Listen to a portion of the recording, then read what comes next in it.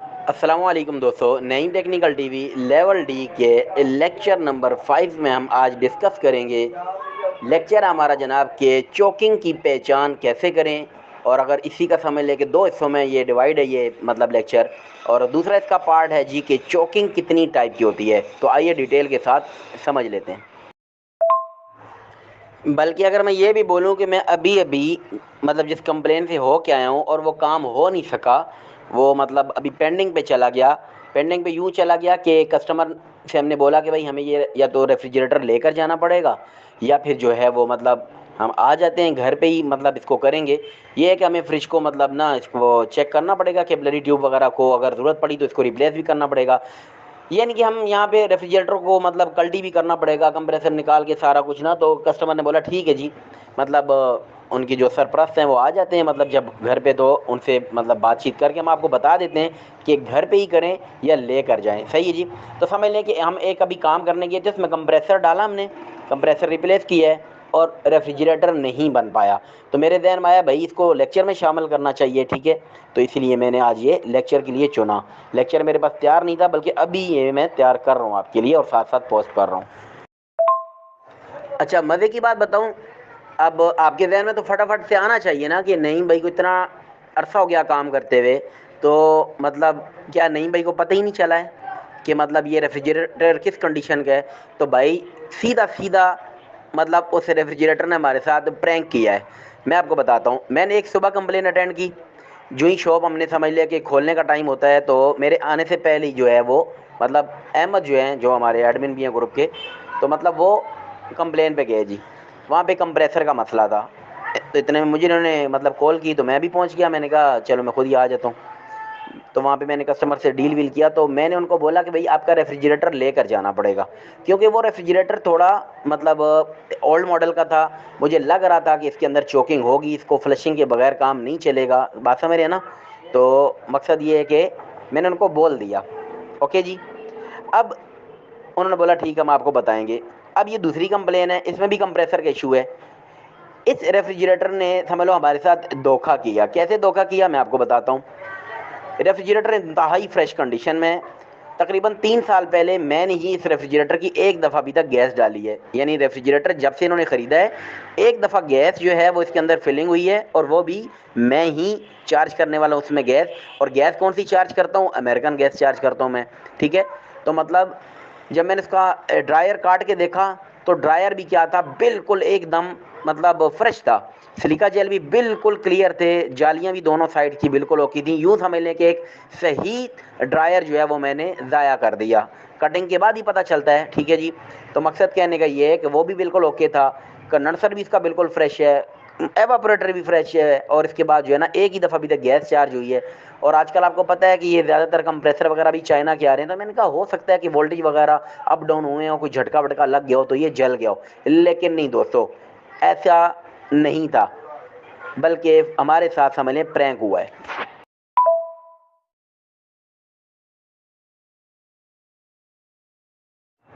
अब ज़रा बात को समझ लें। अक्सरियत टेक्नीशियन की ये समझती है कि अगर उनका रेफ्रिजरेटर चौक होगा ना, तो वो सिर्फ़ और सिर्फ़ ये होगा कि आपकी जो मैनीफोल्ड गेज है ना, लो प्रेशर मैनीफोल्ड गेज, वो मतलब बजाय यानी कि 5 या 10 पीएसआई शो करने के, वो वैक्यूम की तरफ आ जाएगी। अक्सरियत अगर मैं ये बोलूँ 95% बोलूँ ना, तो तब भी शायद ये गलत नहीं होगा। 95% टेक्नीशियन यही समझते हैं कि रेफ्रिजरेटर जब चौक होता है तो वो लाजमी तौर पे उसकी जो नीडल है, जो लो प्रेशर मैनीफोल्ड गेज की जो सुई है, यानी कि उसका जो रनिंग प्रेशर है, वो ऑटोमेटिकली माइनस की तरफ आ जाता है, यानी ज़ीरो से नीचे वो ग्रीन एरिया में आ जाता है, तो तभी चौक होता है। लेकिन दोस्तों ऐसा नहीं है, आज भी मेरे साथ यही हुआ है। आइए मैं आपके साथ शेयर करता हूँ। बल्कि दोस्तों जब मैंने इसका ड्रायर मतलब कटिंग करके देखा, ड्रायर एकदम फ्रेश था, ठीक है जी। और कस्टमर की डिमांड थी कि भाई हमारा रेफ्रिजरेटर तो बिल्कुल आपको पता है कि एकदम ओके है, और एक ही दफ़ा हाथ लगा है किसी टेक्नीशियन का, और वो भी आपका ही लगा है, और मतलब आप एक काम करें यहीं पर रिप्लेस कर दें, ठीक हो गया। अब मैं आपको बताता हूँ, इसके बावजूद भी मेरी गलती है। मैं ये चीज़ मानता हूँ, एक्सेप्ट करता हूँ कि हाँ मेरी गलती है। अगर ये रेफ्रिजरेटर जो चौक हुआ है वो मेरी गलती है, माना मैं इसको वर्कशॉप पे नहीं लेके आया, माना कस्टमर मुझे कह रहा है कि भाई आप लगा दो कंप्रेसर, माना मैंने उसको हर चीज़ चेक की, उसका ड्रायर चेक किया, तो मुझे वो फ्लशिंग की ज़रूरत उसमें फ़ील नहीं हुई, लेकिन एक गलती मैंने अभी भी फिर की है।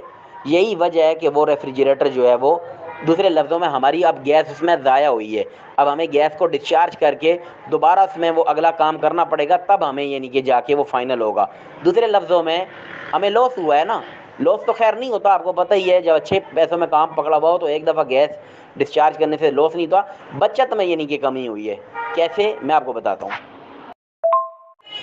जब कंप्रेसर रिप्लेस करने का टाइम आया, हमने इसमें जनाब कंप्रेसर पुराना निकाला, उसके अंदर जो है वो दूसरा हम लेके आए, उसमें ऑयल डाला, ड्रायर को हमने कटिंग करके देखा, ड्रायर भी बिल्कुल फ्रेश, उसका सिलिका जेल भी बिल्कुल एकदम न्यू, कोई ऑयल का निशान भी नहीं था उसके अंदर, कोई कतरा नहीं था ऑयल का ड्रायर के अंदर, ठीक है। और कंडेंसर भी लुकिंग वाइज फ्रेश, और इसके बाद अल्लाह आपका भला करे जी, एवापोरेटर भी बिल्कुल फ्रेश, कैपलरी का भी मुंह सही से खुला हुआ था, यानी उसके अंदर कोई वो डस्ट वगैरह नहीं फील हो रही थी।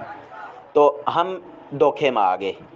और एक मिस्टेक जो मैंने की, जब मैं घर पे काम कर रहा हूँ, जब कस्टमर की मैं बात के ऊपर मतलब कर रहा हूँ कि चलो ठीक है जी कर लेते हैं, और कस्टमर तभी कर पाता है जब हम मुतमईन होते हैं। सही बताऊँ तो रेफ्रिजरेटर ज़रा सा भी नहीं लग रहा था कि ये चोक होगा, ठीक है ना।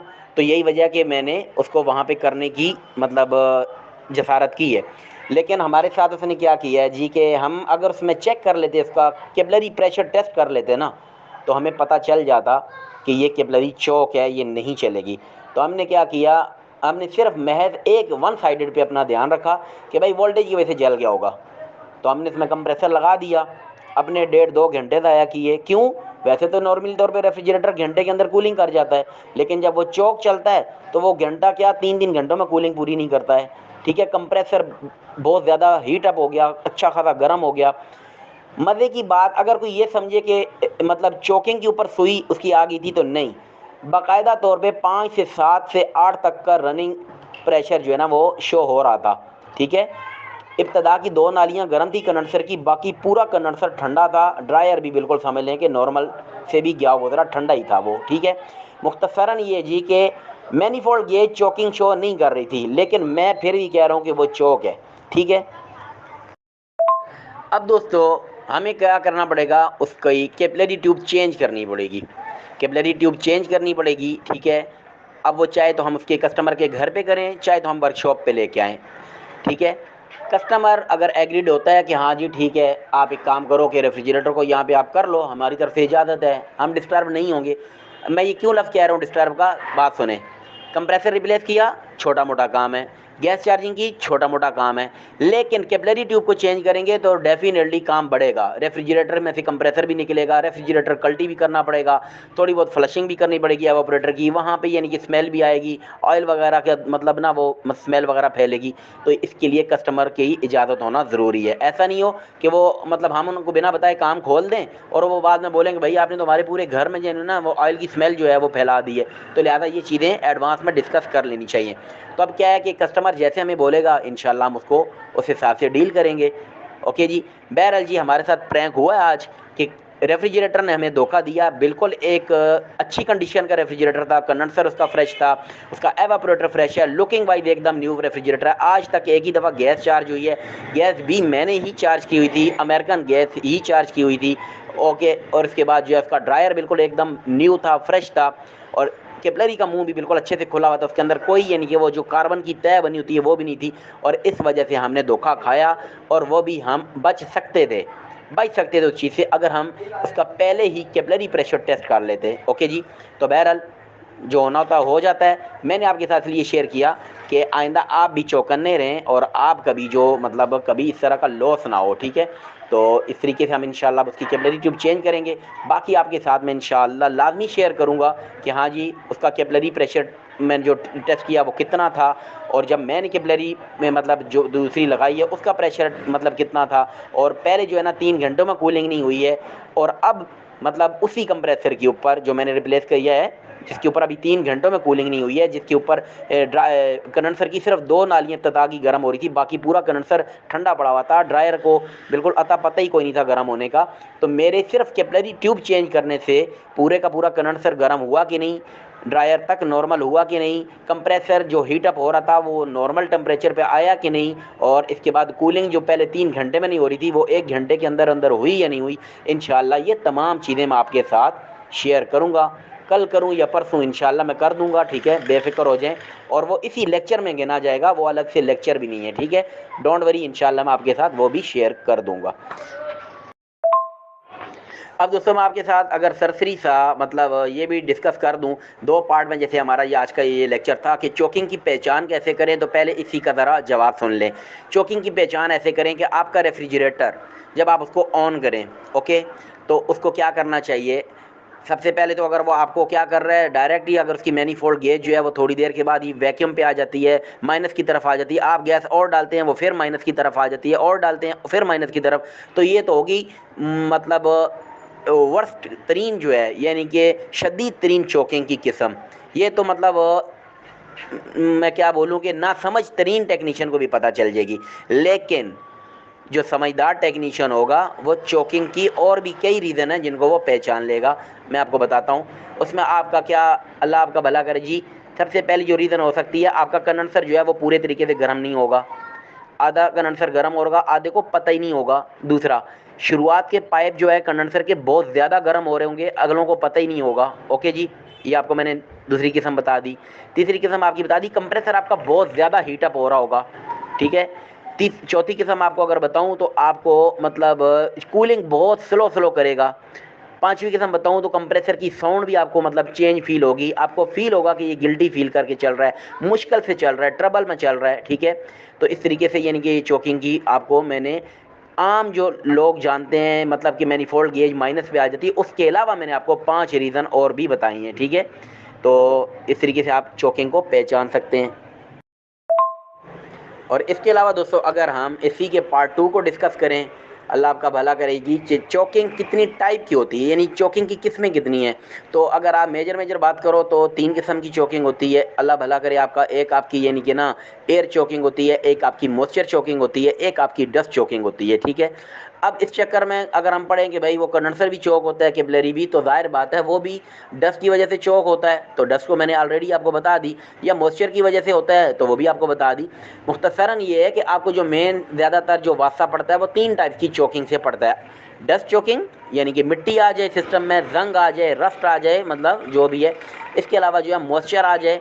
अक्सर तौर पे आपको बरसात के मौसम में जो है ना चोकिंग का वास्ता पड़ता है, चोकिंग जो है ना वो गले का हार बन जाती है। क्यों कि मतलब मौसम में मतलब नमी वगैरह आ जाती है, ठीक है, बरसात के मौसम में। इसके अलावा अल्लाह आपका भला करे जी, अगर आपने अच्छे तरीके से वैक्यूम नहीं किया या पर्जिंग अच्छे से नहीं कर पाए हैं, अंदर एयर रह गई है, तो तब भी आपको चोकिंग का सामना करना पड़ सकता है। तो देखा जाए तो कुल मिला के तो मोटी मोटी जो 3 रीज़न हैं, किस्में हैं, तो वो 3 ही हैं। एक कौन सी, मतलब एयर चोक, एक आपका डस्ट चोक, और एक आपका मॉइस्चर चोक। यानी कि अगर आपने अच्छे से वैक्यूम नहीं किया, सिस्टम में से एयर नहीं निकाली, तो भी आपका रेफ्रिजरेटर चोकिंग पे जाएगा। अगर उसके अंदर डस्ट है, जैसे कि ड्रायर में आ जाती है डस्ट, आपका कंडेंसर डस्टी हो रहा है, रस्टी हो रहा है, ठीक है, उसके अंदर मिट्टी है, वो कार्बन छोड़ रहा है, तो भी आपका नया ड्रायर भी कुछ ही दिनों में या कुछ मिनट के अंदर अंदर या कुछ घंटों में मतलब वो चोक हो जाएगा। इसके अलावा जो है अल्लाह आपका भला करे, बरसात के मौसम में या अगर छुरी वुरी लगी हुई है सिस्टम में, आपने फ्लशिंग करने के बावजूद कोई ना कोई पानी का कुछ हिस्सा अंदर रह जाता है, तो आपकी चोकिंग की रीज़न बनता है। तो यानी कि ये आपके हो, मैंने आज ही के लेक्चर में मतलब 2 पार्ट के ऊपर मुश्तमिल लेक्चर शेयर किया कि चोकिंग की पहचान कैसे करें और चोकिंग कितनी टाइप की होती है। इसके साथ ही दोस्तों हमारा आज का लेक्चर ख़त्म हुआ। इंशाअल्लाह कल आप दोस्तों के साथ या परसों, मतलब वादा नहीं करता कल का या परसों का, इंशाअल्लाह अगला लेक्चर आने से पहले पहले आपके साथ लाजमी शेयर करूंगा कि उसने मतलब क्या रिस्पॉन्स दिया, ठीक है, क्या यही रीज़न थी जो मैंने समझी है। तो इंशाल्लाह आपके साथ शेयर करूंगा। आज का लेक्चर आपको कैसा लगा, डिटेल के साथ आपको मैंने हर चीज़ गाइड करने की कोशिश की। अगर लेक्चर पसंद आया हो तो लास्ट पोस्ट जो है अभी आपको जो फीडबैक की मांगी जाएगी उसके ऊपर अपने रिएक्शन लाजमी दे दीजिएगा, ताकि हमारी हौसला अफजाई और हमें भी पता चले कि आपको हमारा वे ऑफ टीचिंग जो है वो अच्छा लग रहा है। इजाज़त दीजिए, अल्लाह हाफिज़।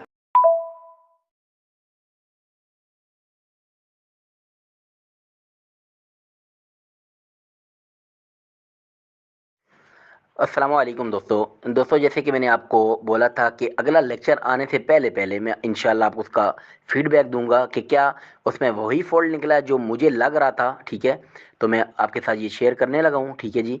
तो एक दिन तो हम उसमें जा ही नहीं सके, उसकी वजह ये थी कि मुझे ज़रा डॉक्टर के पास जाना पड़ गया। ठीक है, और मैं नहीं जा सका। तो मैं आज यानी कि उस कंप्लेन को जाके विजिट किया है। उसका मैंने कैपिलरी का प्रेशर टेस्ट किया है। ठीक है जी। तो वो कितना था, 280 275 के करीब उसका आ रहा था। ठीक है, जो कि ज़्यादा है, यानी कि चौक है वो। तो उसके बाद मैंने उसका सारा प्रोसीजर किया, मतलब उसकी फ्लशिंग वगैरह करके जो भी है, और उसकी कैपिलरी नई इंस्टॉल की, नई कैपिलरी का प्रेशर मैंने, अल्लाह आपका भला करे, 200 PSI सेट हुआ उसका। ठीक है, तो बेहतरीन कूलिंग की उसने, बिल्कुल मतलब 1 घंटे के अंदर अंदर माशाल्लाह बेहतरीन कूलिंग होगी। पहले वो 2-3 घंटे में भी कूलिंग नहीं कर पा रहा था। तो जैसे कि मैंने आपके साथ समझ लें कि कमिटमेंट की थी कि इंशाल्लाह अगला लेक्चर आने से पहले पहले आपके साथ शेयर करूंगा। ठीक है, तो मैंने आपको बता दिया कि बिल्कुल यही फॉल्ट था, 16 आने यही फॉल्ट था। अल्हम्दुलिल्लाह वो सक्सेसफुल तरीके से हो गया। क्या करने से, सिर्फ कैपिलरी चेंज करने से। ठीक है, तो दोस्तों कैपिलरी का प्रेशर टेस्ट कर लिया करें। ओके जी, मैं आपके साथ उस वीडियो का लिंक भी शेयर कर देता हूँ जो मेरे चैनल के ऊपर ऑलरेडी मौजूद है। और इंशाल्लाह अल्लाह ने चाहा तो, वादा नहीं कर रहा हूँ, इंशाल्लाह बोल रहा हूँ, यानी अल्लाह ने चाहा तो एक बहुत ही ज़्यादा डिटेल वाली वीडियो भी मैं इसके ऊपर अपलोड करने की कोशिश करूँगा। यानी कि तमाम कैपिलरी के साइजेज, यानी कि जो होते हैं आपके मुख्तलिफ, यानी कि जैसे 16 की बात कर लें, 14 की बात कर लें, 15 की बात कर लें, तो कोशिश करूँगा कि, और इसी तरह 14 की बात कर लें, तो मतलब ये तमाम के जो है ना, मतलब इनके प्रेशर टेस्ट करके बाकायदा खुद अपने तौर पे, सुनी सुनाई के ऊपर नहीं, सुनी सुनाई के ऊपर ना मैं खुद जाता हूँ ना आपको जाने दूंगा। प्रैक्टिकल जब खुद मैं एक्सपीरियंस करूंगा तो इंशाल्लाह शेयर करूंगा, वादा नहीं है, इरादा है। और वो आप सबको इंशाल्लाह यूट्यूब पे मिल जाएगा जब भी वीडियो बनी। ठीक है, तो अल्लाह पाक से दुआ करेंगे जल्द अज जल्द वो मतलब हो सके, क्योंकि वो जब भी मुमकिन होगा जब मेरे पास वो रेफ्रिजरेटर जेन्युइन कंडीशन में आए, और बिल्कुल एकदम अपनी मतलब जेन्युइन कैपिलरी पे आए, और उनके प्रेशर भी ओके हों, तो मैं उन्हीं को चेक करके आपके साथ शेयर करूंगा। क्योंकि ना तो मैं सुनी सुनाई पे जाता हूं और ना मैं सुनी सुनाई शेयर करता हूं। तो ये आपके साथ शेयर करना था दोस्तों, कि जो कल या परसों हमने जो लेक्चर में डिस्कस किया था, तो उसमें यही फॉल्ट था, और जैसे कमिटमेंट की थी तो मैंने आपके साथ शेयर कर दिया कि हाँ एग्जैक्टली कैपिलरी का ही फॉल्ट था। ठीक है जी दोस्तों, तो इसके साथ इजाज़त चाहता हूँ। अल्लाह हाफिज़। तो जी दोस्तों, इस वक्त आपको आपकी स्क्रीन के ऊपर एक लिंक जो है वो दिखाई दे रहा है। अब ज़ाहिर बात है यहाँ वीडियो में तो ये क्लिक हो नहीं सकेगा, तो इस लिंक के ऊपर क्लिक करने के लिए आप इसी वीडियो के जो आप देख रहे हैं उसकी डिस्क्रिप्शन को विजिट करें, वहाँ पे आपको मिल जाएगा।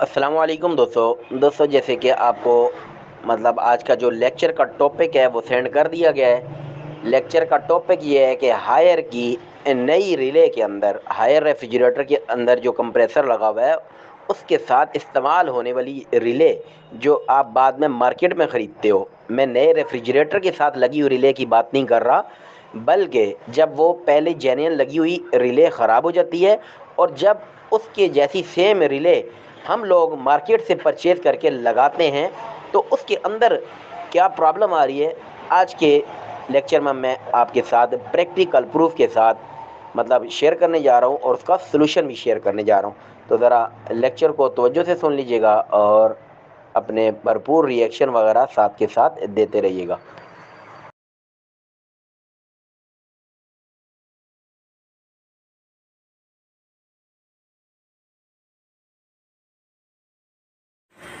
तो जी दोस्तों, हायर का ये रेफ्रिजरेटर है। ठीक है जी, और इसकी रिले में एक प्रॉब्लम आ रही है जो बाद में हम परचेज़ करते हैं। ज़रा पहले देख लें, ये मैंने इसको ऑन किया और ये ऑन नहीं हो रहा, ज़्यादा एम्पेयर ले रहा है। ठीक है, कंप्रेसर स्टार्ट नहीं हुआ।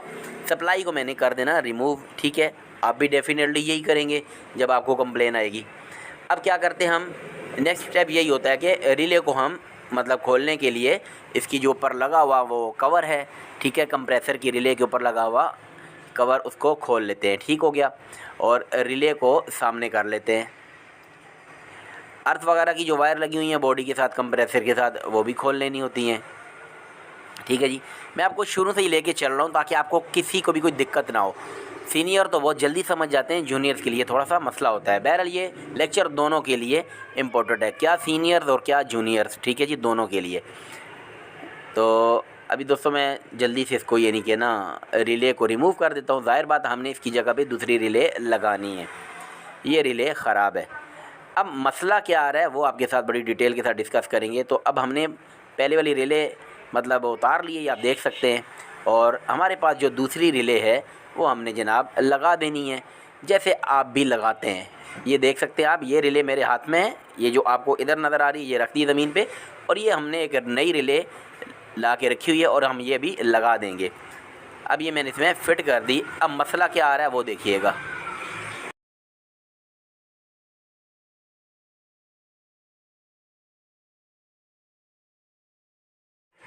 अब जनाब मैं इसकी पावर जो है वो ऑन करूँगा और साथ अपना एम्पेयर मीटर भी लगा लूँगा, तो आप देख सकते हैं कि ये ऑन हो गया है। ठीक है, ज़ाहिर बात है हम लाजमी चेक करते हैं एम्पेयर। अब इसमें दोस्तों आपने ऐसे ही नहीं करना है कि बस ऑन हो गया तो निकलो वहाँ से, बल्कि नहीं, जो आपने नई रिले लगाई है इसके अंदर एक फ़ॉल्ट आ रहा है। मेरे साथ कमो बेच 8 से 10 से 15 दफ़ा हो चुका है, तो मैं इसको नोट करता हूँ कि ये चल रहा है सही कि नहीं। अब आपको देखना ये थोड़ी देर में ट्रिप हो गया है। ठीक है ना, ये टिक की आवाज़ आई और ये ट्रिप हो गया।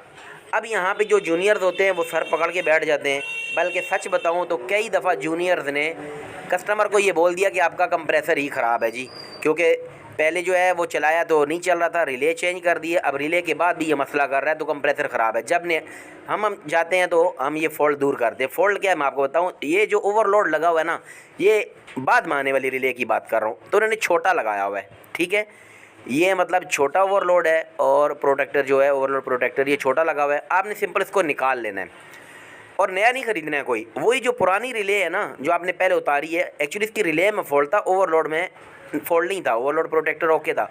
इसका ओवरलोड प्रोटेक्टर निकाल लेना है पुरानी वाली का, और नई वाली का निकाल के इसकी जगह पुरानी वाली का ओवरलोड प्रोटेक्टर लगा देना है, जैसे आपको दिखाया जा रहा है। ठीक है, बस इतना सा आपने काम करना है। आपने इसको तकरीबन 8-10 मिनट चलाना है। अगर ना ट्रिपिंग करे तो ठीक है, अगर ट्रिप करे तो कोई परेशान होने की बात नहीं। सिंपल पुरानी वाली का ओवरलोड प्रोटेक्टर नई की जगह पे लगा देना, मामला हल हो जाएगा।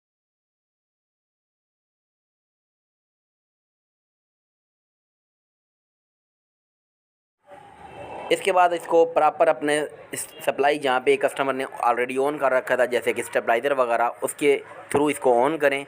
और फिर मैं ये भी बोलूँगा कि इसके डिले सिस्टम के ऑन होने के भी इंतज़ार बेशक मत करो, आंख बंद करके निकल जाओ, इंशाल्लाह कोई मसला नहीं होगा अल्लाह के हुक्म से। बहुत बार ये मसला हल कर चुका हूँ। नई रिले जो आप बाद में ख़रीदते हो उसमें ये मसला आ रहा है।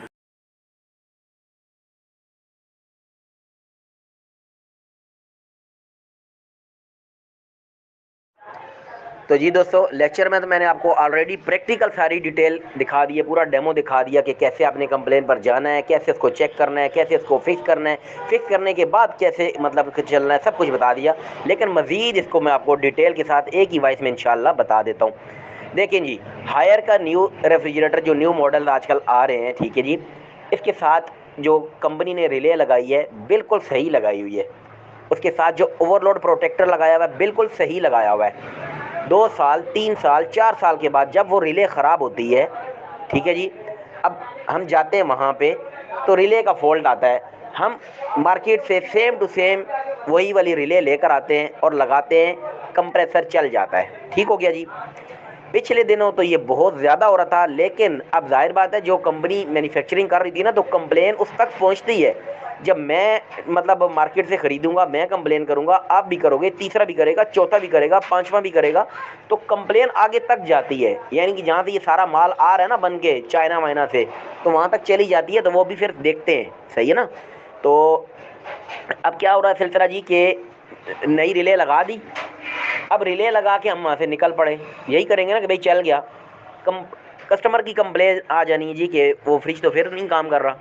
अब जाके चेक किया तो यार क्या हो रहा जी कि वो तो ट्रिप कर रहा है। अब जो जूनियर्स हैं ना वो तो परेशान हो जाते हैं, बल्कि वहाँ से भाग जाते हैं। ठीक है, तो वो काम छोड़ के ही भाग जाते हैं। लेकिन मैंने जो नोट किया तो उसके अंदर ये फॉल्ट आ रहा है कि जो मार्केट में बाद में मिलने वाली जो रिले है ना, उसके अंदर जो ओवरलोड प्रोटेक्टर का साइज लगा हुआ है ना, वो छोटा लग के आ गया है। ठीक है जी। तो वो आपका 1.6 वाले रेफ्रिजरेटर में तो समझ लो कि कम कंप्लेन आएगी। 1.5 या 1.4 वाले में ना, मतलब अक्सर वो ये कंप्लेन आ जाती है कि ओवरलोड छोटा लग के आया हुआ है। ठीक है, 1.6 के साथ फिर भी वो मैच कर जाता है। तो इस तरह की अगर कंडीशन आपके साथ आए तो परेशान बिल्कुल नहीं होना। वही जो रिले पहले वाली लगी हुई थी ना, उसका अगर ओवरलोड प्रोटेक्टर ठीक है ना, तो वो लगा देना। कहीं आगे पीछे भागने की ज़रूरत नहीं है ना, मार्केटों के दोबारा धक्के खाने की ज़रूरत है। जहाँ से रिले खरीद के लाए उधर दोबारा अपना जाके टाइम नहीं ज़ाया करना। बस अगर उसका पहले वाले का ओवरलोड ठीक है ना, ओवरलोड प्रोटेक्टर, तो वो लगा देना, इंशाल्लाह आपका मामला हल हो जाएगा। ठीक है। लेकिन अब एक बात और बता दूं, पिछले दिनों ये कंप्लेन बहुत ज़्यादा आ रही थी, अब काफ़ी बेहतरी की तरफ आ गया। अब अगर डीलर के पास पहले वाला माल पड़ा हुआ कंप्लेन वाला, तो ही आपके साथ ये मसला आएगा। वैसे तकरीबन ये कंप्लेन फिक्स हो चुकी है। ठीक है जी।